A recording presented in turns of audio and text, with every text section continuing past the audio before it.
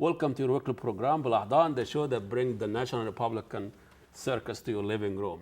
And we've been treated to a wonderful event last week, and we just finished with after all the balloons come in and all the guns and God and country and flags been turned down. Now what?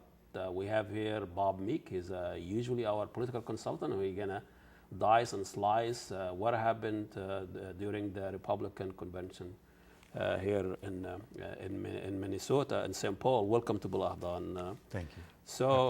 So I 4 or 5 days maybe will miss day because of thanks God the hurricane, and now Mother Nature tried to interfere, but it wasn't really modestly interfere, and we thought this is going to be a disaster convention, and all of a sudden they really collect their guns, and they came to town and they marched, and I felt like we were in the wild west. What the Republican is taking us. It was by far a very celebratory convention. Because 3 days before it started, John McCain, not being able, to get the name of Senator Joseph Lieberman through Karl Rove and the consultants, went with the other choice. Instead of reaching across to a Democrat, he went for the hard right Republican This is the only two choices they had? The only two that would, in their words, be a game changer. I see. The problem the Republicans have in the election is that the economy is terrible, and that people are basically believing the war was a mistake. No matter what's happening today, it's like, well, the surge worked. Yeah, the surge worked. And so for those reasons, if you look at what they call a generic Democratic vote for Congress versus the generic Republican vote for Congress, there's maybe a 10 to 15 point lead for the Democrats. It's a huge margin. So based on the rationale and common sense, the Republican will lose. That is the argument. Now, the business with the presidential race is that Democrats, by nominating Senator Obama, are trying to create history, to make history. And since we have never had an African American on the ticket, let alone be the president, there is an opportunity perhaps for the Republicans to rally a latent racist vote that you can bring, 2, 3, 4%. Well, that kind of margin sometimes can win an election. In the choice of Sarah Palin, what they did is, remember, they had this deficit that they're having to deal with, how many ever points. So they might get a few with that because the opponent's Obama. But Sarah gives you the really strong anti-abortion folks who have not historically trusted John McCain and weren't that excited about his campaign. She also gives you the gun owners in great strength. She has in her family and then herself a special needs child. That's a small but very findable constituency of folks throughout the country that can be mobilized. And then, of course, she's a woman. And women are the reason when Democrats win elections, it's because of women.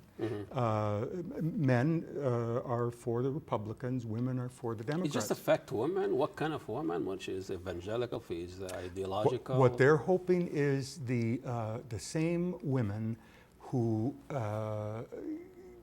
wouldn't vote for Obama in the Democratic primaries because they were suburban,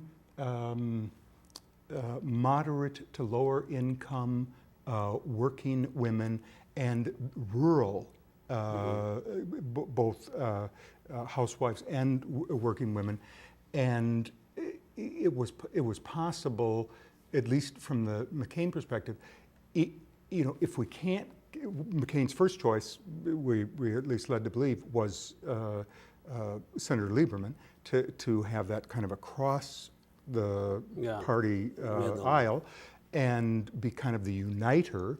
And isn't that the change that Washington talk about? And that's what the polls say. They say, don't be nasty, don't be partisan. Blah, blah, blah. But having had that vetoed by the Karl Rove type advisors who said, well, it'll be a walkout at the convention. You aren't going to get away with it. You can't do that. Is he still viable and active in the convention after the debacle of 8 years of Bush? I mean, he's now a political commentator for Fox News and a devotee, a trainee of his is running the McCain effort.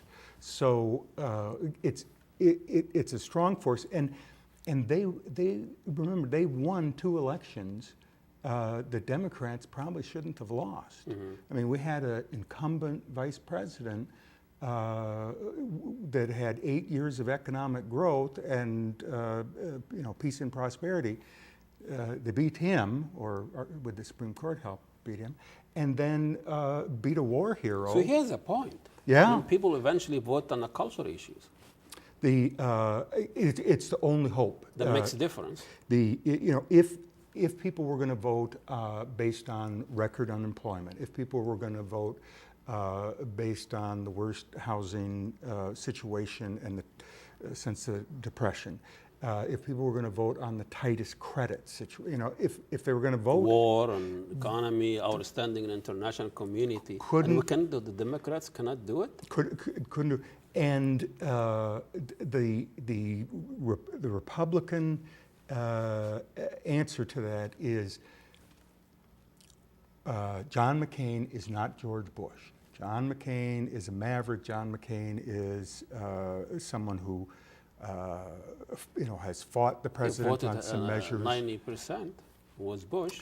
And the problem is that the new John McCain that was able to get this Republican support, years ago he voted against the Bush tax cuts, but now he's for extending them. Mm-hmm. He previously was against the drilling.